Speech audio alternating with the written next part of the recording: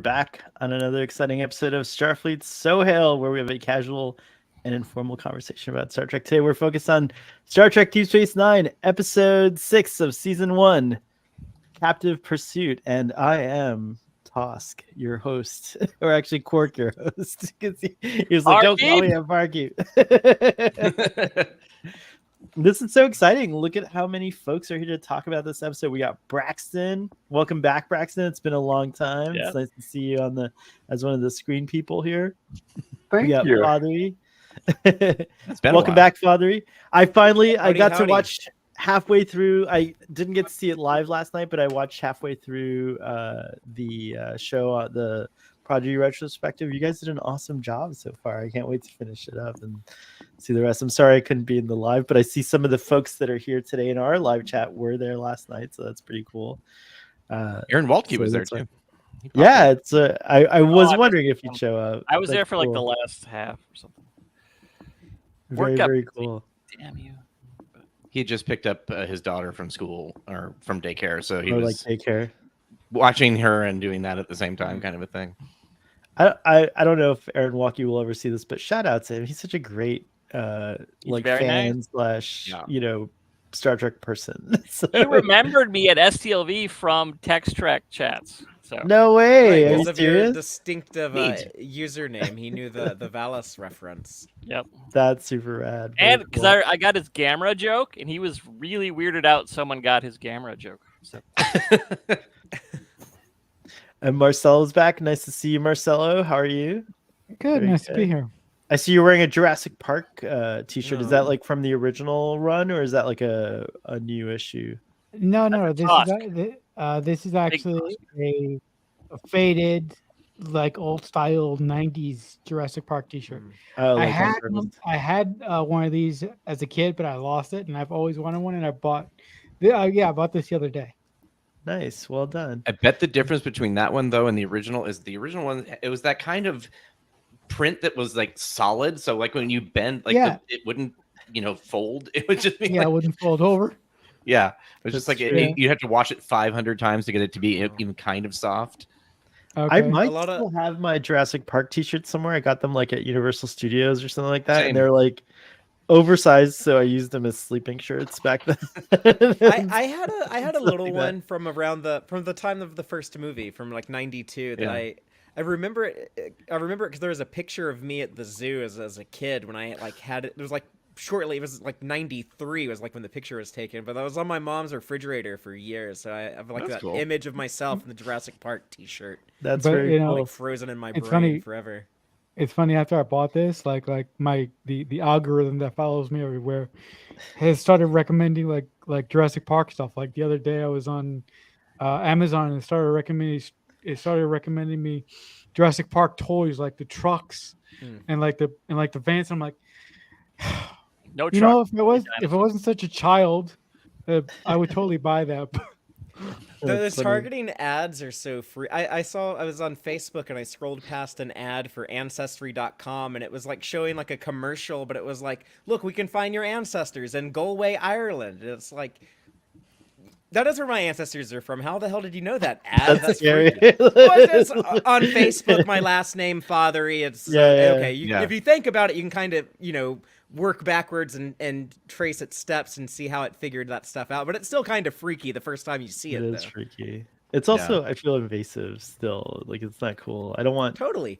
And it's legal. Any corporation can sell your information to anyone else who wants to. So all people like freak out and panic and like, oh no, like the Chinese government are like spying on us through the Chinese government can buy that information on you legally. Like Google, Apple, like all of that, like they sell that stuff to people. So we're all getting spied on.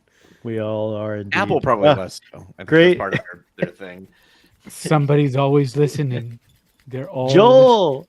Hello? Did I say Joel? Did I say welcome, Joel? No, we went from Marcelo to Joel. Joel, welcome. No, you didn't. Yay! It is me. Hello, me. Joel. The algorithm threw me off. I was like, And then Aaron, we got you back too. Very cool to see you. And we're both wearing the same type of like jersey underneath, which has the this is my my science Starfleet exercise shirt. That's awesome. Yeah.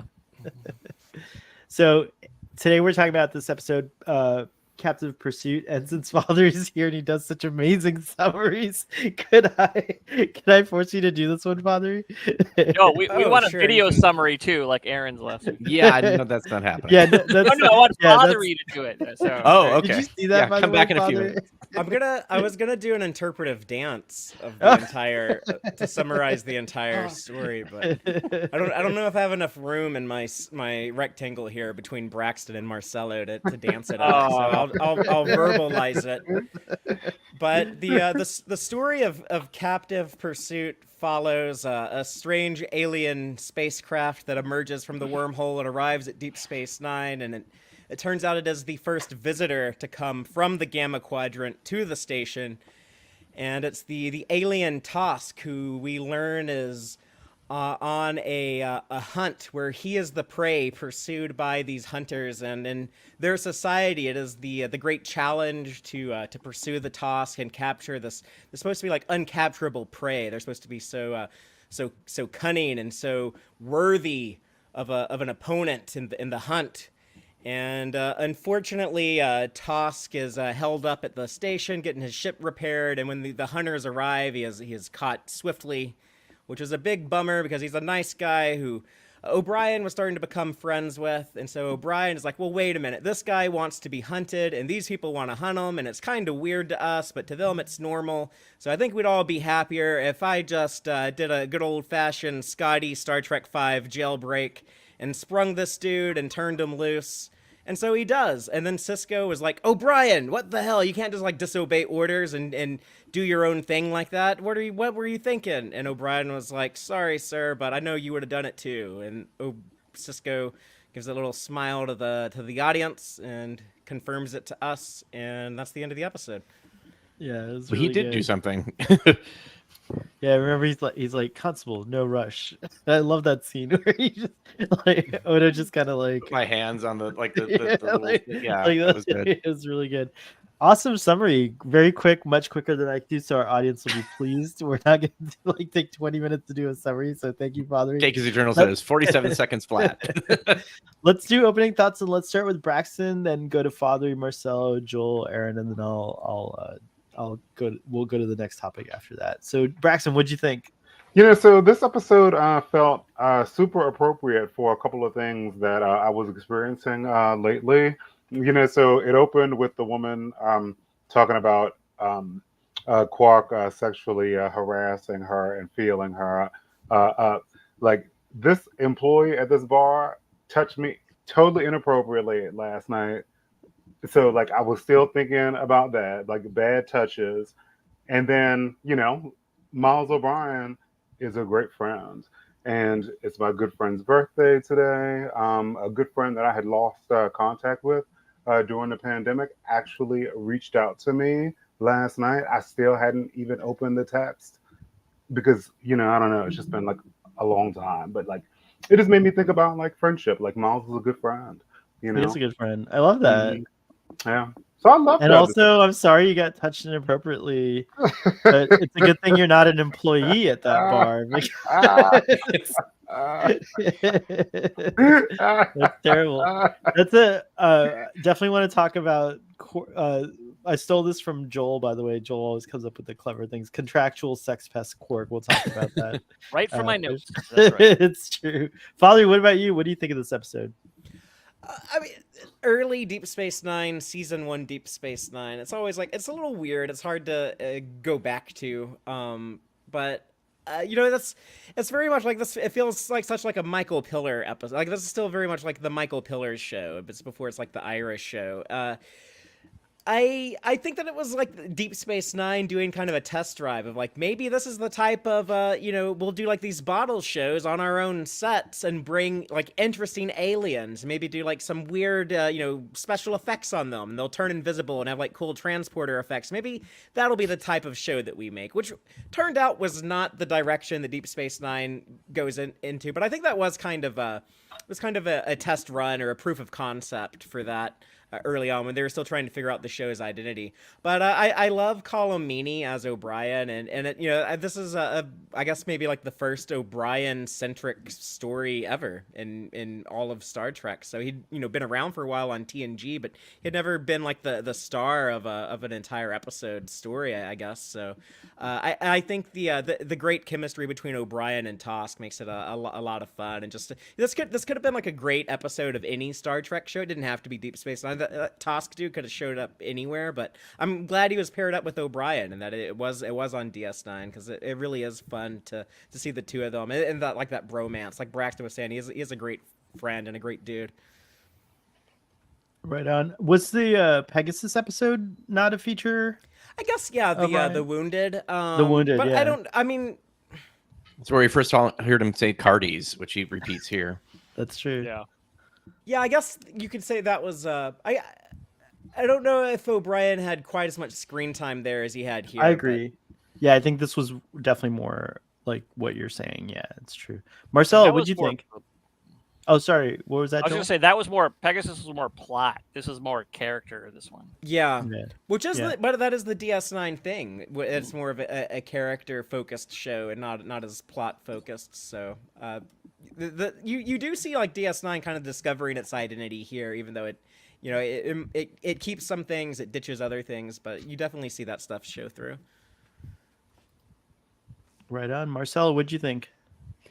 I thought this episode was a bit strange because with last week's episode, it kind of focused on O'Brien, and then to have this week's episode be about O'Brien again, I'm like, is there a glitch in the Matrix with the Michael Pillar system? But I just found that to be really, really strange. I received even better last week, though. Yeah, when this episode first started, I was like, God damn it, I hate this episode. But as the episode went on, I was like, this episode's not too bad. It's just not great.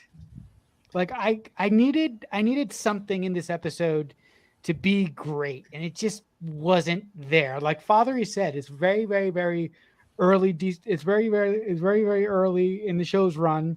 It's a very Michael Pillary episode. This episode was written by like 4 people, which is very strange for Deep Space Nine. And that civilization that hunts these people, these TOSK people. I think they're just called the Hunters, right? The Hunters. Right, yeah.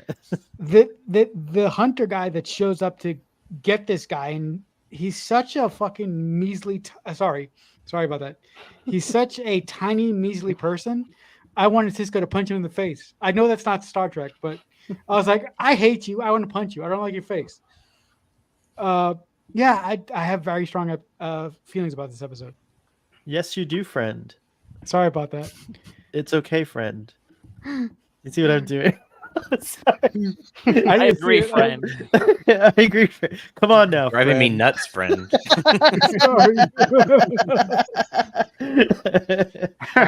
Bill, what do you think? I love this episode. Yeah, it's a very, very kind of Star Trek kind of plot, and I think aliens doing something, and you're like, what are you doing? And like, we must let them, and then I don't. But it's super. My notes are mostly just quotes because there's so many great lines in this episode and character things that I just wrote down a ton of quotes, and it's so fun. And you can just get little moments like after O'Brien gets an epiphany talking to Quark, and Quark's like, look at me, I'm Guinan now, and goes over to the other guy and says, what are you doing? It's just these little tiny things that just keep coming up. It's great. Like Armin knew what the hell he was doing with Quark, Oh god, like, six episodes in, and he knows exactly what he's doing. He's got that character figured out. He's trying so hard from those early TNG Ferengi to make up for it. Yeah, he does. Raising Ferengi to a whole new, like making them actually feel like characters, like real, like it's weird, even with contractual sex pests.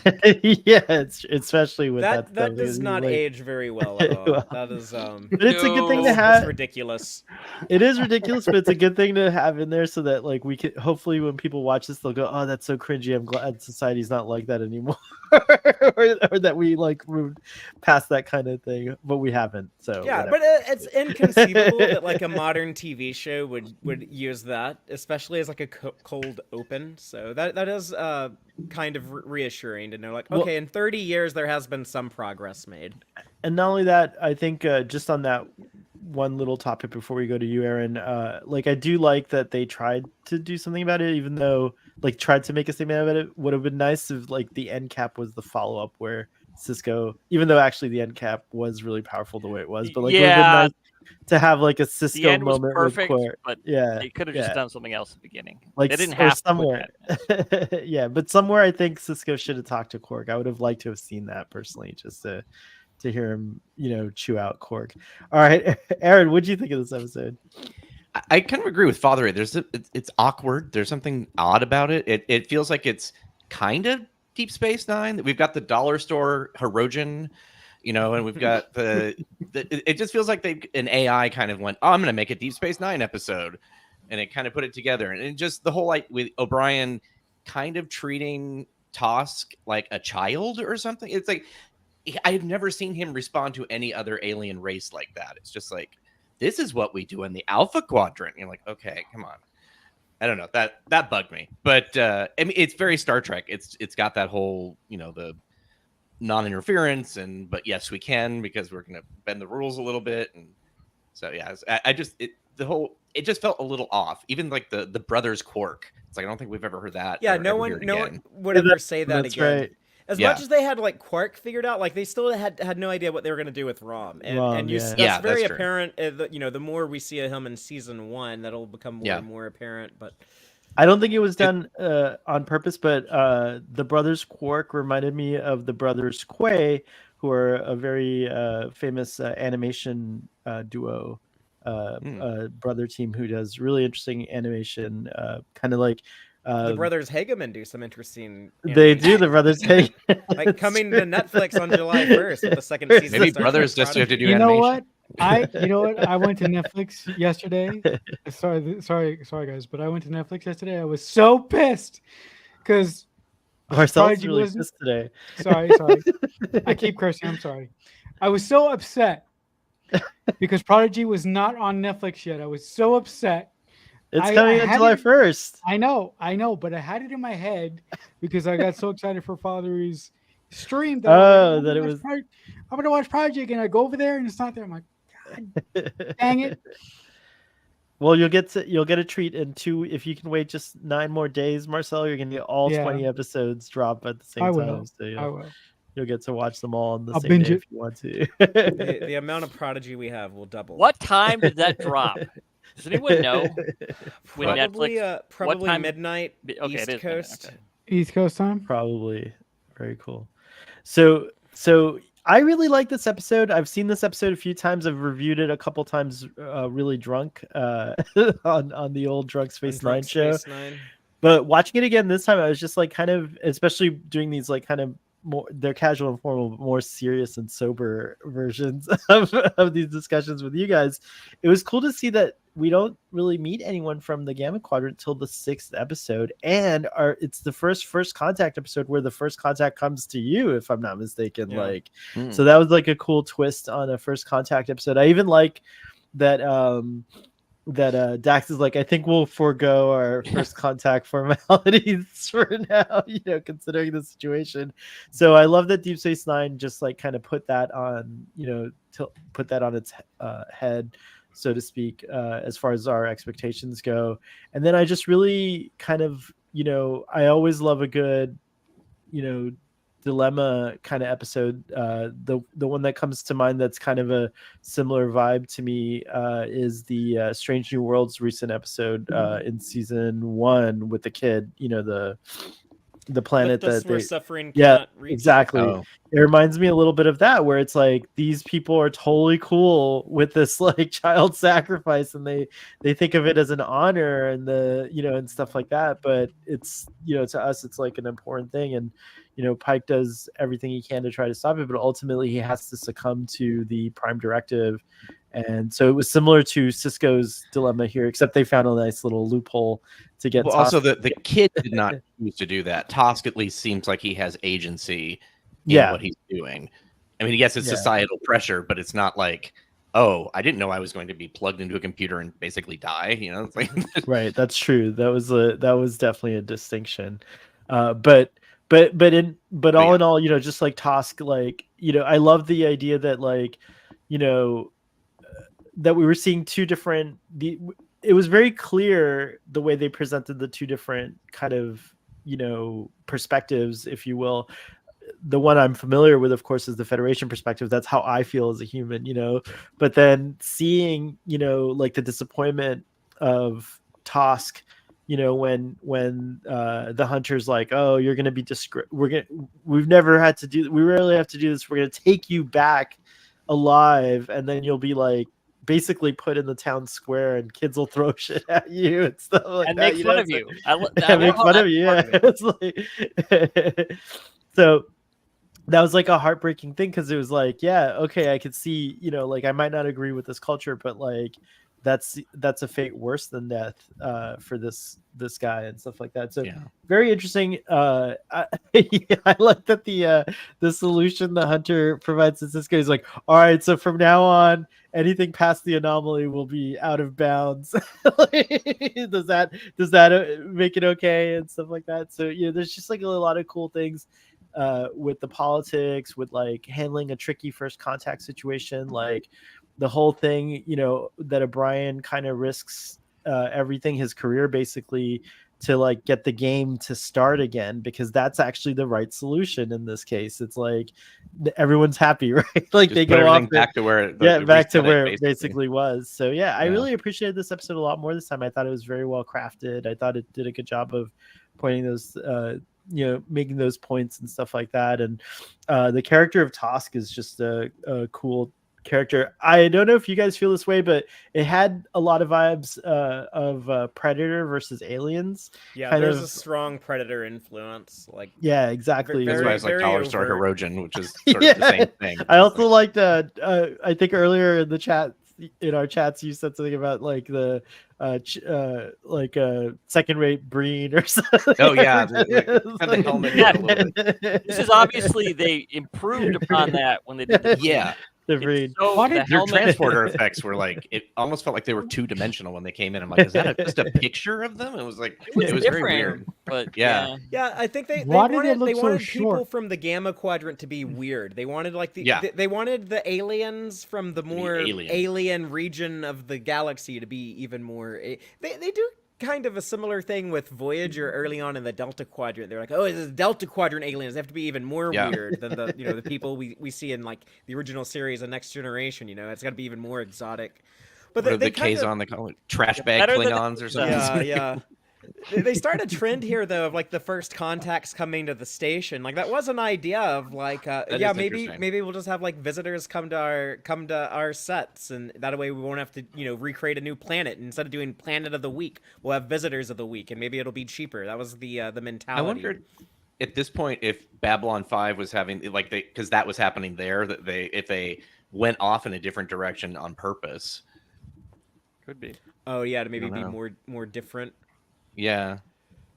There was a conversation recently on Twitter about how, yes, the Deep Space Nine did steal from Babylon 5. I'm like, I don't know, but I'm so glad that we don't see these aliens again. They are so problematic. Jill says the cool thing is that TOSKs are allowed to kill their hunters with impunity. Most hunters wouldn't embrace that. I did think that was interesting. In the chat, they were asking like, what is it like on the homeworld? Do the TOSK live, among the hunters and then the hunt begins, or do they live in a special? I imagine that they're like in a special colony, and they're like, I just imagine the typical tropes of like they're really pampered and like raised to be the best, and like they have all this like opportunity in there. Like how he was describing how TOSK are designed almost to like outwit hunters. So like I imagine they go through all this, and then one day they're like, okay, now you get to be hunted. So like we've invested all this. I mean, recreational hunting is kind of take over for a second. Oh dear. I hope he gets that straightened out. But like, the concept of like recreational hunting is kind of it's kind of a weird, uniquely human thing in real life. You know, no other animal. I guess like some like dogs and cats will like playfully Cats chase each would. other.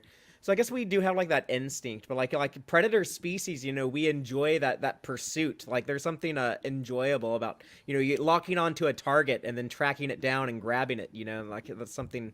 You know, people who go on like fox hunts and stuff. It's been kind of like a normalized thing. So this is kind of like an evolution of that. It's kind of a neat sci-fi idea, like that hunter prey society. The strange thing is, this must have developed when they were just on the. I assume they're from the same planet, or soon after they started space Yeah. or something. But then they let them have spaceships, which just seems odd. You think they'd just all be on land because they can turn invisible and do all this. Well, maybe that's just land-based part stuff. of the whole. I don't know. Yeah, or It's that's more. different- Maybe it's No, more no, equitable than we think it is. It's like different sports. It's like they have like Yeah. land-based Yeah. hunting, but this is like space hunting. You know, and there's some people do like ice hunting. And there's all kinds of like underwater pursuits. It's like all different sports, but like I felt like it's like that big of a thing, and like this would be like on ESPN on like their planet. They would be like watching like the highlight reels from like people's hunts and stuff. It would be like that. Oh yeah. Go ahead, Braxton. I feel like TOS are highly trained in multiple things. Like they probably know combat, they know engineering. Well, he figured out the computers. Remember, like- he like on Mhm. Deep Space Nine, he was able to like figure out where the weapons locker was, and he was about to break the security code too. Go ahead, Aaron. I have something to say about that at one point with about the computer. It's like, so the previous episode, the computer wouldn't show Quark where the command level replicators were, but it had no problem telling him where the weapons were. Like what? Being nice because he's at first contact. Uh-huh, sure. And what is it? Security level 7 or above, and then the replicators were 5 and above. But it was just sort of like, okay. Yeah, That is Tosk kind of I can weird. explain Yeah. that, Aaron. I can explain that. You want me to explain that? for Oh, you? I okay. can Let's, explain let's hear your explanation for this. that. Writer's convenience. That's why. Oh, Oh. yeah, well, that's true. Duh, I just think that- it was since it was right next to each other, like the two episodes were. If they were Yeah. spread out, I don't think I probably Yeah. would have thought about it as much. Oh, we've got here. Let me put this up on Oh, yeah, screen this real is- quick. When I was going through, it's like, why does this remind me of something? It's not exact, but it was just sort of. It reminded me of the Snaggletooth action figure from the '70s for Star Wars. Well, They I do think kind of what look like background Yeah. Star Wars characters themselves. They do. But remember, the reason why it's red is because that's how the English dress when they go fox hunting. Hmm. It was really a riff Oh. on the upper class twits in England chasing after foxes. Legit. Got it. Tally ho. Legit. Tell Yeah. But you They know, should like, have said. See, look. There's something just about those faces I want to hit. And why are they so short? Like, shouldn't they be taller? Oh, hey, he doesn't seem short to me. Marcelo, He He's looks not as so short as the Snaggletooth character was. I'm angry. Marcelo, you're out of control. I'm angry. It's true. Well, just because that's a weird prejudice. Like, just because somebody's short does not mean that they I can't know. be like. As a short He's person. short. or Yeah, average exactly. as a short person, So Hill and I are Marcelo probably wants to like the punch same you. height. I'm Yeah, 5'7". That's Let normal. me clarify. I just complained that the guy was short. I'm short, so I am short. I'm only 5'5", so I am short. If you lift your It's also TV up a television. little, he'll look taller. Yeah. Yeah, but by the way, my TV is up on like a platform, so my TV is elevated. Lower your chair then, and then you'll get it. All right, I gotta lower my chair then. You know what occurs to me is that like it's just a high intensity game of hide and seek. Is all this Really? is. Yeah, That's a good actually, idea. it's true. Because like they're not gonna eat them or anything. It's just like they just want to like tag them and be like, okay, now like you're caught. You have to come back with us. No, they were gonna kill him. No, they He's- kill him. I thought they were The whole gonna they thing kill don't was him. kill supposed them. to They be- don't kill them. They said like you're captured and they bring you back and we put you on display and like all the kids will make No, that's fun if of you. If and you been don't captured. die, Lose yeah, if you that's don't if you've die. been captured. The honor Yeah. is for the toss to be killed. Die with honor. Yep. Die with Yeah. honor. Like Because Well, that's even if says that's it to if O'Brien. you're It's like, killed. maybe- If you're killed like trying to escape. no, it's supposed to be. That's the he's- The goal Yeah. is to evade them, but Right. ultimately he is the hunted that they have to kill him. But they don't. If they don't they're not kill gonna him, kill him. They're gonna capture him. Like their objective is to capture him, not to kill him. I don't no, get No, that. it's to kill him. The capture is something that's unhonorable. Yeah, It's like to kill a TOSK. Like is you didn't the- give us enough chase, and now we can just cat you without killing you. No, that's It like seemed rare to bring one home. that's what it Right, seemed like. because but I took that as like because like they're so like it's hard to like grab them and hold them down and make it where they can't.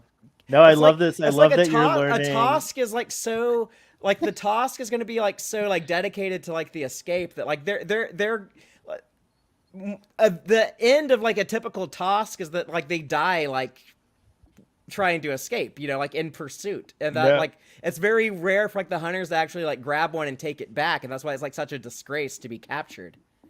I think what it is, I mean, not I think, because everyone agrees the objective was to kill him, Father. So I love that you're like discovering this for the first time. Like, but I think what the objective is like that the TOSK is supposed to be able to put on a great, exciting, interesting chase, and he even says that he's like, it started off so well, like it was so interesting, and then here you're already captured. Like he was disappointed, you're already like imprisoned or whatever, like there's no fight, I don't get to kill you.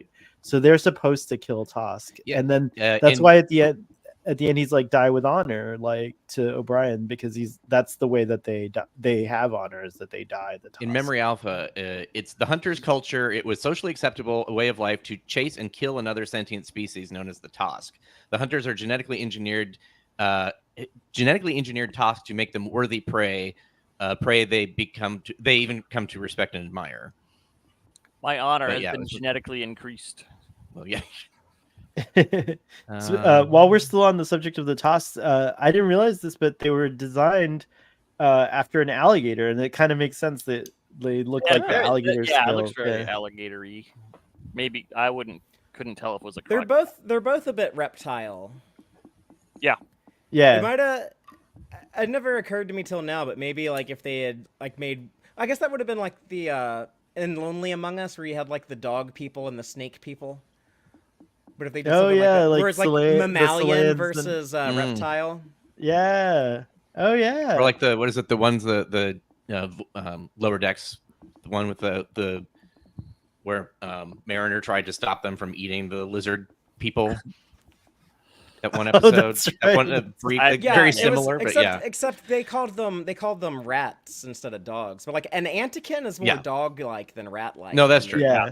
I'm just saying that in that vein, I'm like. By the way, Cake is Eternal says the makeup mask was very good. This was an Emmy-nominated episode for the effects, the makeup effects, if I'm not mistaken. Right, Joel? Is that what you're telling me earlier? I like that they had an energy crossbow. It's like, what's the point of the crossbow? Yeah, that looks familiar, but I couldn't figure out if it was used again on Memory Alpha. Oh, maybe. There's a page for it, but it doesn't show up. It looks familiar because it's Chewbacca's, isn't it Chewbacca's thing, right? No, that's what I thought. Caster is different. Oh, okay. It's very similar. It feels like it's something from like Nerf or something like that. Like it should be an actual toy that was repurposed. Other than Babylon 5 or something, I don't know. Other than the problematicness of his contracts, what did you guys think of Quark in this episode? You guys started to touch on it in the beginning. Braxton, you can start. Oh, I'm sorry, say it again. Oh, Quark, what'd you think? Were you tuned out, Braxton? Or... No, I'm just teasing. I'm sorry. You put me on the spot. What'd you think of Quark? I mean, Quark's always fun. Quark's always fun, I think. Problematic, but fun. He is problematic, but fun. That's not a good thing. Cake says, so Hale says Chewbacca like tobacco. Chewbacca? A god. I say Chewbacca. Like what's his face? What's his name? The actor who plays Lando. Billy D. Williams. Right? Didn't he say Chewbacca?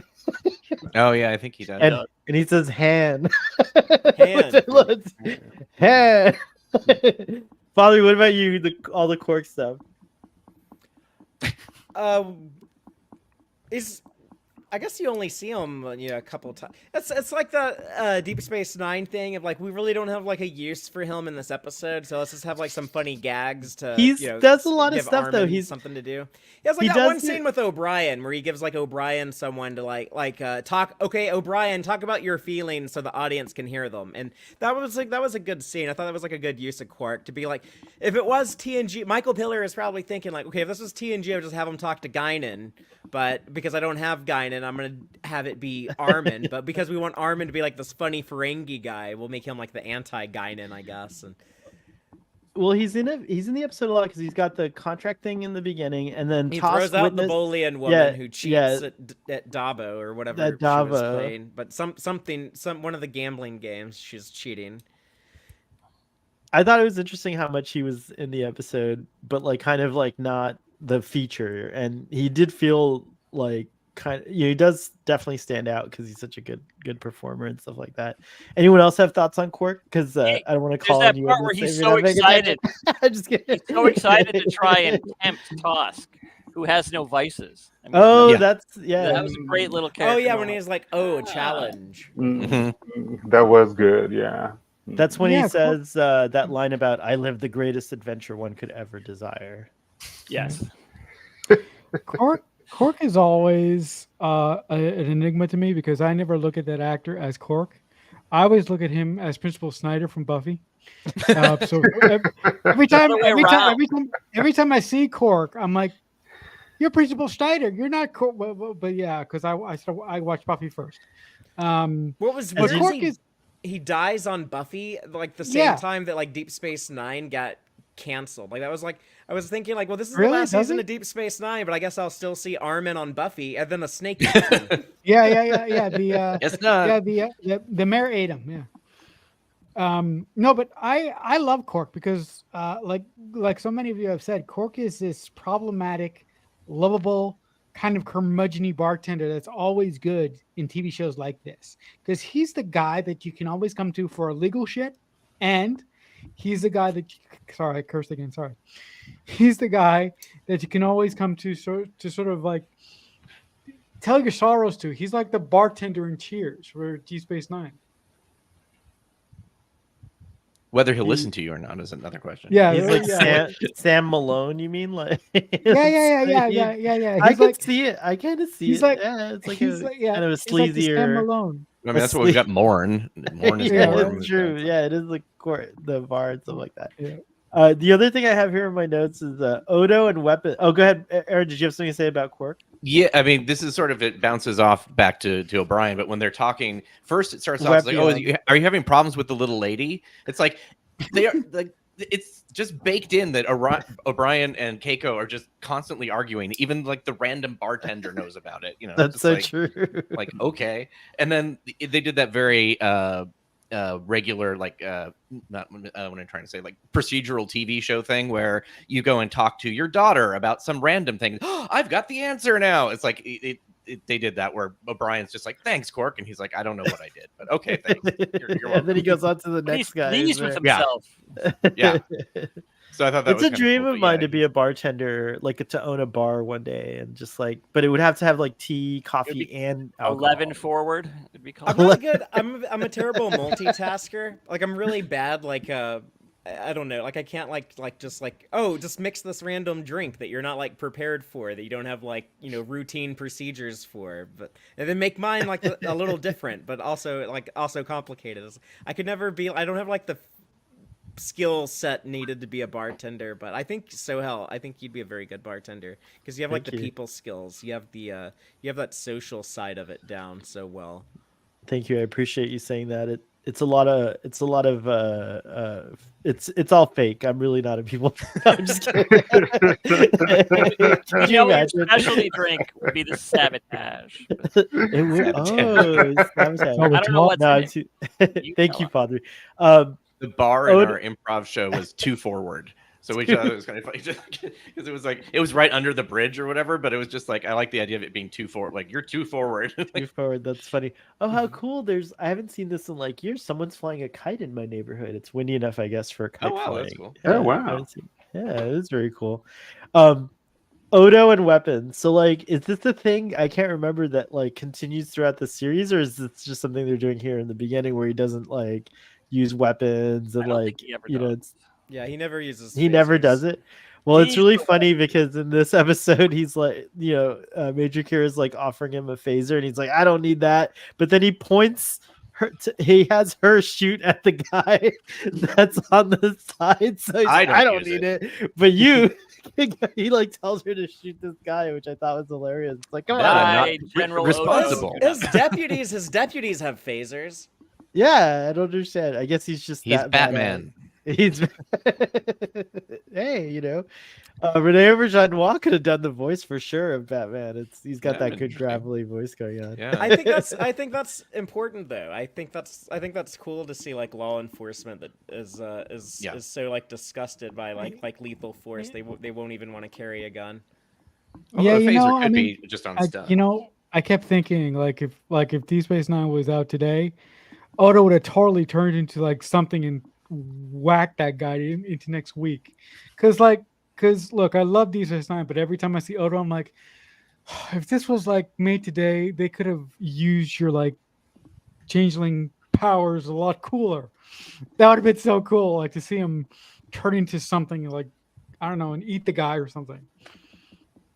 Oh, eating. I think he would do more like Mr. Fantastic type stuff. Right. Maybe right. like stretchy arm, like knock him out with like a long arm fist punch. Something like that maybe. Random articles says he never relied on guns or lethal force. He used his brusque manner. Speaking of the actor who plays Odo, I just saw him. I just watched that episode of Frasier where he is Frasier's mentor and he gives Kelsey Grammer a counseling session. That episode. Oh, I gotta see that. That's funny. I knew him. I knew him as Clayton Endicott III from Benson because I used to watch the show. Did you guys ever see Benson? Such a good show. I wish that was like. I can't find that show streaming. Yeah, I don't know. That's what he was most well known for before Deep Space Nine. Yeah. Or for MASH. So has Odo not killed anyone? That's right. He isn't there. Has Odo not killed anyone? Well, there's an episode of Deep Space Nine we'll see about that. Didn't we already but I don't do that remember. one? I thought we did that one. That's coming up. It's an episode where they show Odo when he was the security. I guess security chief under the Cardassians and how he. Oh, is it the past flashback? That's not past prologue, past tense. I get the past names mixed up. But he kills a changeling in the season. Oh, that's right. 3 in the season. That's 3 very finale. Planet of the Apes. Apes don't kill apes or whatever. Apes, that's changelings right. don't. Yeah, I don't remember Odo killing. The adversary, right? Yeah. Very cool. Very cool. That's why they made him solid, I guess, at that point. I think. Yeah. Anyways, Broken Link. We're coming up to. Oh, go ahead. I was going to say in Mrs. Columbo with Kate Mulgrew, he was a French teacher, and then the next season somehow was just a different character with the same name, but he was a psychologist or something. It was weird. It was like, wait, it's the same. Did you just switch professions? Like, it was very strange, but it was weird to see them together. And they had this bit where he's like offers her coffee, and she's like, no, I don't want any. We're like, she's a changeling. Janeway would always want coffee. That's pretty. It was funny. just weird to see Kate Mulgrew say no coffee. I'm like, anyway, sorry. No, you're fine. We don't mind going off TOSK. I always think of Odo, especially like this Odo so early. Like he's like a real tough lawman, and I feel like I knew that the aliens meant business when they like came in and like smacked the fuck out of Odo when he flew, dude. I was like, oh wow, like look at you guys, dude. That's what I agree with Marcel. That's what surprised me is that he was like so shaken up by that he like ran to hide. Like I would have thought Odo would have just like turned into like tentacle. Odo doesn't run. Or something and like started knocking them all over. Or whatever. Yeah, exactly. So, that was funny. Yeah. The other funny thing was is much more gaunt early on too. It's interesting. Yeah, they like fill him out. They like smooth him out like later. He still has like something going on, which with is fine because he's a changeling. He can always, adapt his face. That's that part. Like, it's like, oh, they keep changing the makeup. It's like, but that's part of his personality. Honestly, it's like you get out of the bucket in the morning, you get a mirror, you make your face. Yeah, you're right. That is another like it is a little hard to watch some of these early Deep Space Nine episodes when you see that. It's like, yeah, Odo doesn't look quite right. It's like I want Odo to look like normal Odo. So he looks almost like ill or something like that, or like he's had a cold or something. Like he look run down, Odo.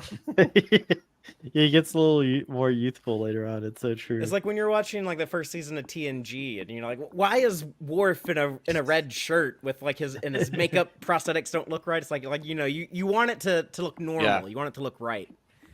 It's Yeah, not no, quite but there. but when you watch the first season of TNG for me, I'm like, what's the deal with these uniforms? Why are they so tight? They look ridiculous. Where are the looser ones? Gene Roddenberry wanted no wrinkles, That's right. You don't want to know. No wrinkles. zippers. no wrinkles, no pockets. Oh yeah, No pockets. I love that. Hey, these uniforms have pockets. Right, exactly. Retconned. Yay. Before we go into our final thoughts, Joel, you said you wrote a bunch of quotes down. What are some of the ones that you really like? Oh, I got so many. Well, we touched on a bunch, and let's see. Who was it? Oh, Quark says to O'Brien, "Yeah, your face gets very pink when you're aggravated." That's how you get the tips as a barkeep. And, You came in looking like that. You I'm not a came barkeep. in looking like that. That's right. The whole barkeep thing was a good gag. By the way, when does that stop? Is that after this episode doesn't say barkeep anymore, or is it keep saying it? Like they've said it a couple more times. I don't think it's a big thing ever again. He might say it, but I don't think. Yeah, they never like remark on it again if he says it again. Some of our audience members say they can relate to the Irish thing to say barkeep too. I think so. Bobby, can we make your skin turn pink? Just get it. I get red in the face. I blush pretty easily. Your blush response. I have fair skin. Oh no, he's a replicant.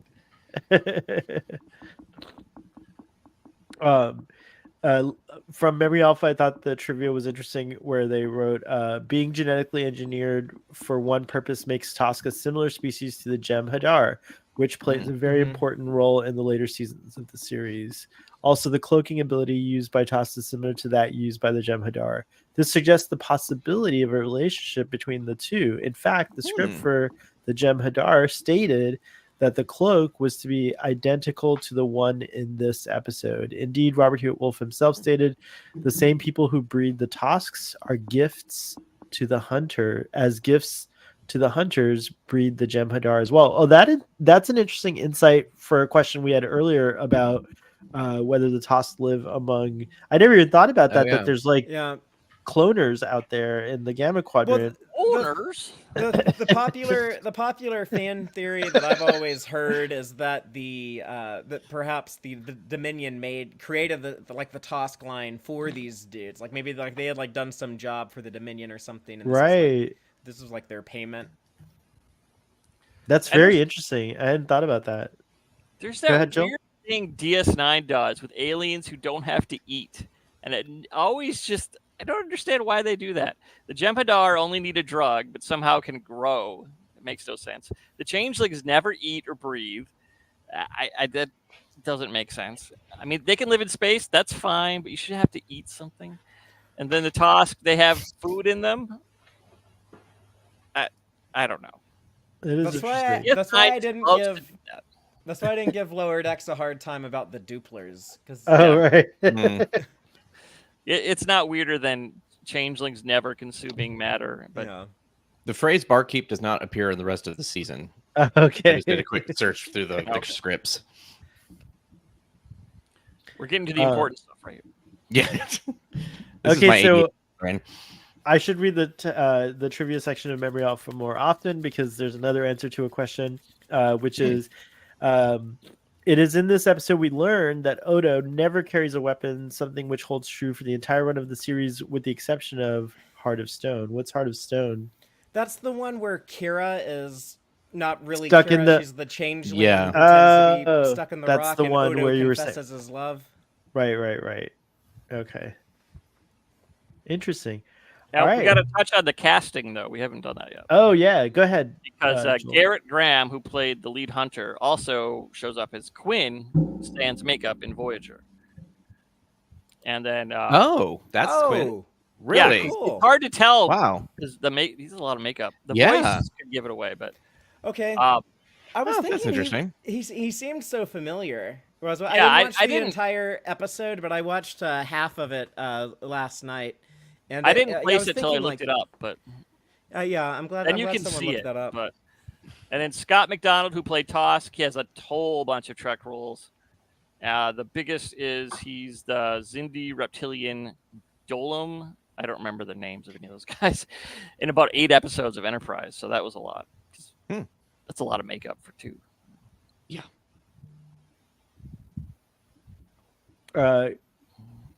It's interesting that I see him out of makeup as Quinn. I forgot that he was Quinn in Voyager. I might have been, but but now I see why TOSK for some reason was reminding me of Robin Williams. It's because the actor kind of gives me a Robin Williams vibe. So it's weird. But imagine that if TOSK had played Nanu was played by Robin Williams, it would have been a totally different vibe. It would have been so much better. Away. They just would have done something with what they shot. Yeah. Also, that the other cool if we got Robin Williams in Berman era Trek. I know that would have been. He pretty probably cool. would have loved it. Crossover episode in season 2. Quark says, "I'm just a simple barkeep." So apparently he doesn't hate the term that much. It had to grow on him, but I assure you, I do not stick my neck out for anyone. That's fine. All right, sorry. It would be a shame if the TOS goes through all this, escapes, the hunt is back on, and then he actually dies of something stupid like bumping his head on on a bulkhead or something. I know this ship like the back of my hand. Yeah, that's what I was thinking. Well, this is a really fun discussion, guys. We're coming up to the hour, so I'll start us off with the closing. Unless you guys have anything else you want to contribute about this, or audience, let us know if there's something that we didn't touch on that you'd like us to discuss. But I had a lot of fun talking about this episode. Yeah, it's still. I just feel like it's a solid episode. I'm gonna give this one an 8 out of 10. So one other thing. Yeah, go ahead. The actor who played the really bad alien, I recognize his face. He was in a lot. Yeah, he's been in a lot of stuff. We looked him up on IMDb earlier. Yeah, but he wasn't who I thought he was. I thought he was the guy who played Admiral Jarok for some reason, but it's not Admiral Jarok. It's a totally different. Actor. What else has he done? He's in here. Let me pull him up again. His name he did look familiar. Garrett Graham, right? Yeah. Come on. He worked constantly in the 90s, at least. Looked like. All right, so let's see here. Oh wait, Garrett Graham is the hunter who plays Quinn, right? My mistake. I meant the Scott McDonald. Scott McDonald. He was in a lot of stuff too. A lot of stuff yeah. He does appear sans makeup in Trek too at some point. But oh, Garrett Graham was also in Miami Vice. So much so that he's in the Miami Vice wiki. Cool. I have not visited that wiki. I'm a big fan of the original Miami Vice TV show and the movie as well. No, the other thing that Joel that he was in Gargoyles. It seems like there's so many Star Trek people in Gargoyles. That was on the Gargoyle people were Trekkies, like they were casting. Okay. They were purposely grabbing any Trekkie they could. They built that show around Jonathan Frakes being cast as their main antagonist, and they used him to bring in Marina Sirtis and Michael Dorn and Brent Spiner and a bunch of other people. That's cool. Interesting. Aaron, final thoughts and ratings, and then let's go back up on the line and end with Braxton. Yeah, it's I'd give it like a 7 out of 10. It's got a little bit of the early clunkiness, but it's got all the right elements for a good Star Trek episode. I mean, it's something that I can watch more than once. It certainly isn't like it wasn't torture to have to watch it. Let's put it that way. And just good message about different cultures and yeah. Joel. I'd say the episode is an 8, but I'm going to give it a 9 because of the performance of the last scene with Cisco and O'Brien. When O'Brien just kind of gives this quarter smile when he realizes that Cisco made sure his plan worked. And then he gets dressed down again, and then he turns around and smiles. So we all know what's really going on, which is completely different from all the words said. And that scene is just amazing. So it elevates the whole thing. Marcelo. Yeah, this episode was just okay to me. I mean, there was good stuff in it. I really like Quark's scene in the bar giving O'Brien advice.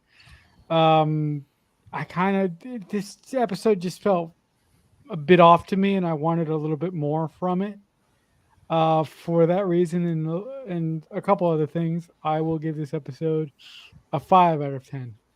All right, Fathery. I feel like I said everything that we got time for on this episode. I like it. I'm not going to give it a numerical ranking because I don't like to do that. But we did cover this when we talked about season 1 of DS9 on Text Trek way back in the day, so people can check that out if they want to hear. Oh yeah, definitely. More thoughts for me. I would recommend the Trek Geeks podcast. I think it was Trek Geeks number 114. But one of the two hosts there, Dan Davidson, has like a really intense story where he talks about watching this episode and it like literally saving his life. So if you're if you want to hear like some dark, serious stuff that he talks about, but also very touching and genuine and honest. So I'd recommend people look up that Trek Geek podcast from a few years ago. Oh wow, yeah, we love Trek Geek. So yeah, check them out. And yeah, I'm definitely gonna now go to listen to the story. It's a good pitch, Father. Braxton. I'd give this episode a 9. I think that this was a really great episode. Like I said, it touched me in a couple of like ways. Yeah, I thought this was a really good episode. I thought the aliens were super problematic, breeding people to hunt, but it's something that we've seen in Star Trek before. But yeah, true. I totally enjoyed it. Cisco, just making tough choices. I don't know. I kind of felt like I wanted the bad aliens detained or something. But yeah, this episode gets a nod for me. I thought it was really good. Very good. Very good. Well, thank you, everyone, for joining us. Check out all these wonderful folks and their projects that they're working on. Aaron, I think you've got some updates. We're coming up on, right? No. No pressure. Well, we're working on getting Drawn to Trek back online, which will be happening once we start the new Prodigy season. You can go to the Star Trek store and get the tumbler that has the TAS Delta I created on it. I like that. Thank you. Yeah, I didn't do this design, but I made the pieces of it basically, and somebody else put it together. I thought it was like a candle at first when I saw it. It looks like a candle. It would be a good got candle. That feel to it. It does have that feel to it. And then the Sons of Trek episode or issue that I did cover what came out this month. So that's right now. That's that's all I have on tap. I was supposed to go to Vegas. I was supposed to be in 2 panels, and given that I had $4,000 worth of dental surgery pop up last week, I'm probably not going to be able to do that. Oh, that's too bad. And COVID is also kind of ramping up. Unfortunately, But... It's a bummer, but we'd rather have you around. You're on the website. We'd rather have you around with us and stuff like that. So if I can guilt them into giving me like housing or something, maybe. But like, I lead with that. You should lead with that. Yeah. Yeah. Oh, it looks like I can't quite do it. Oh. I did that to start with. Yeah. The free housing and ride that I had originally planned out also fell through about the same time. So everything, it seems like the universe is conspiring against me not to go. So, but fingers crossed. I haven't canceled yet because I want to see if I can make it work. If I end up going, which I should know in a couple of weeks, you can be my roommate. So you have housing, but let's see if I can go. If I can go. So let's see. Okay. Make it work. Make it work. I normally don't do roommates. I'm like my mother. I like to have like a whole thing, but I would do it for you. Joel, anything you got to promote? I know you're on here. I'm on here. I'm Valis on Twitter right there. And let's see here. Otherwise, I'm just prepping for watching Prodigy somehow all at once on the 1st, and getting ready. This is more testing out outfits for STLV. So nice. Yeah, that's good. I'm going. It's awesome. Do you guys remember this uniform, the Adidas uniform that they wore for a little while in the Kelvin universe after? Never mind. Sorry. No, they did not. I would know that. It's a deleted scene. Only the real fan. They didn't wear anything that atrocious. I'm sorry. Marcelo, what do you got going on?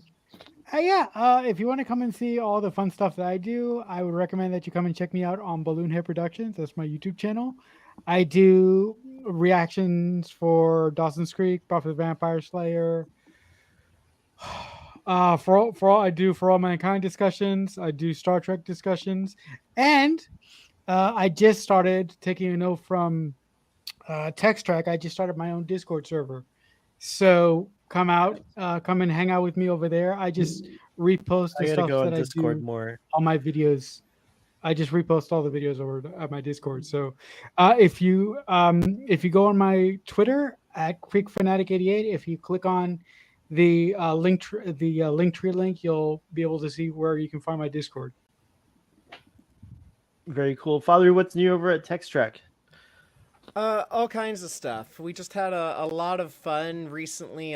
Dave and I talking about some Star Trek X-Men crossover action. X-Men are really trendy right now with X-Men 97. So we talked about X-Men 96 when the X-Men crossed over with Star Trek and some Marvel comics from 1996. That was a lot of fun. And we are now going to be very Prodigy focused the next several weeks. We're going to be talking Prodigy with Aaron. So coming up Friday, we're going to be talking about the top 3 things we want to see and the one thing we don't want to see in season 2 of Star Trek Prodigy. I like that. Over the month of July, we'll be discussing season 2, and then in August, I'll be at STLV with Joel and hopefully Aaron and Sohel and whoever else is there. And looking forward to seeing people. A lot of conventions coming up this year, so I'm gonna be at Vegas in August. Yeah, the Creation is doing a lot of Trek tours. I'm gonna do their Nashville and Dallas cons also. Anything that I can drive to within about a 12-14 hour drive, I will get to. And I'll fly out to San Francisco in January for that one. I'm gonna try to go to San Francisco too. Nice. It might be a good idea for me to go to San Francisco also, since all my family it is the city of Starfleet. So I've never been there. Indeed. I've never been to the Bay Area. So San Francisco. I've never been to California. Yeah. I was born there, I wasn't, but Oh my. Braxton, what have you got going on? Anything other than being here, which we're so happy about? No, other than being with you guys, no, I'm just like Joel, awaiting our Prodigy on July 1st, so I'll be checking that out. But yeah, I'll just be kind of just like playing games and like working out and like watching a little Alkalite now. Oh yeah, we got to talk about the Acolyte later. We got a lot of stuff to talk about there. We should have a Prodigy party.